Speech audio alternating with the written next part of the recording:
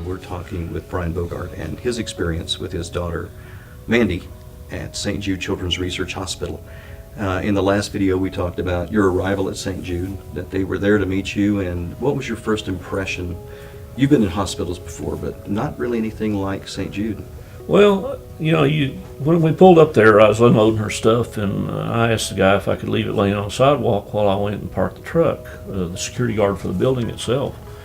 And he said, "Son, don't worry about that." He said, "Just, we're not going to have any business coming through till about 6 o'clock in the morning, so you just leave your truck sitting here. You're going to take care of your daughter." I'm thinking, okay, well, this is a little different. So I went and took her stuff up to the room where she was at, and when I got up there, they were already working on her. They have an oncologist on the floor 24 hours a day, and other doctors and nurses and stuff, and they were already working on her. So I asked the charge nurse, I said, "Do I need to do any registration, fill out any paperwork for her?" And she said, "Honey, don't worry about that right now." It says, "Here is her room. She's sitting there and they're working on her. There's a couch here that makes into a bed in this room. You can stay in here. But here's a parent's room right next to that room. They actually have a room there for the parents to stay in. Got a bed, TV. They also got a big picture window in it where you can see, and it's got a microphone where you can see and hear everything's going on in your child's room." So you get you some rest, and tomorrow when you feel like you go down and handle all that, but get you some rest first. And I'm thinking, this is a hospital, I think we must have made a wrong turn somewhere, because it's not like a hospital. They first usually want you to sign on the line when you walk in the door. And draw blood for the signature. Yeah. But anyway, they worked on her till it was like close to 6 o'clock in the morning, and they let her sleep for a couple hours, and they started back in on stuff again. But then, and I went down and did the registration the next day, and I handed the lady my insurance card, and she says, "We'll take whatever your insurance pays, but you're not going to pay a penny more beyond that." And it was really nice when they took that burden off, especially when you find out later how much something like this really costs. Well, let's jump on that for just a second. One, because we've discussed this a little bit, but people may not know just how much one of those treatments, just one of those treatments, can run. It depends on the particular chemo, but some of the chemo that she was getting in December, she got 8 doses of, is between $30,000 and $60,000 a dose. Just that one chemo. So, I mean, I don't know exactly what it would be right now, but I imagine she's probably getting up into the couple of $1 million worth of treatment that she's received from there. And worth every penny. December alone was probably $500,000 worth of chemo treatments between that one chemo and the other ones that she was getting while she was there and stuff. So it was definitely that would have been a crushing financial blow to you.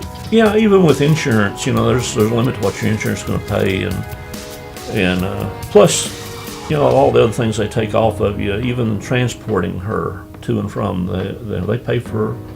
They pay you mileage to drive her to and from it, and they do all the testing, and just the 2 days she was in Little Rock at the Children's Hospital there was a lot of money. Just for those 2 days, even out of our pocket part, a lot of money.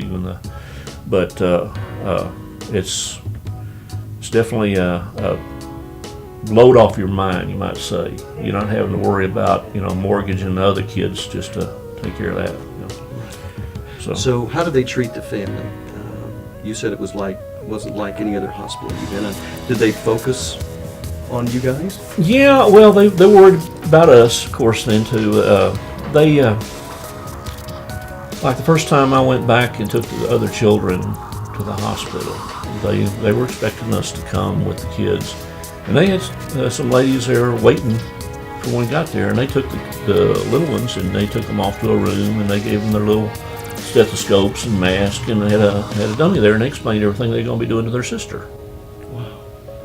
Brian, thank you for coming out. We appreciate you taking the time and bringing Mandy down to visit with everybody, to kind of let them know and understand a little bit more about why we support St. Jude and why we're partners in hope, and we're asking you to become a partner in hope. What would you say to any parent or anyone that is watching this video? Well, I'd heard about St. Jude's for a lot of years, and you think, you always think it's somebody else that's happening to. When it's one of yours, it hits home. I appreciate everybody that donated, that hadn't had that experience. I mean, it really takes a lot to go in there and donate when it's not touching you personally. Granted, now that we've been touched personally, we're going to be partners with them for the rest of our lives. It's definitely made a difference in ours. I don't think there's any place in the country that probably compares. Even the affiliate hospitals are not near what St. Jude's itself is. So become a partner in hope. Right. Easy, $20 a month is all it takes. And we thank you for those of you who have already signed up and become a partner in hope with us. For those of you who haven't, we're going to post a number that you can call right now and become a partner in hope to help us continue the great work of St. Jude Children's Research Hospital and help kids beat cancer. Thanks for watching.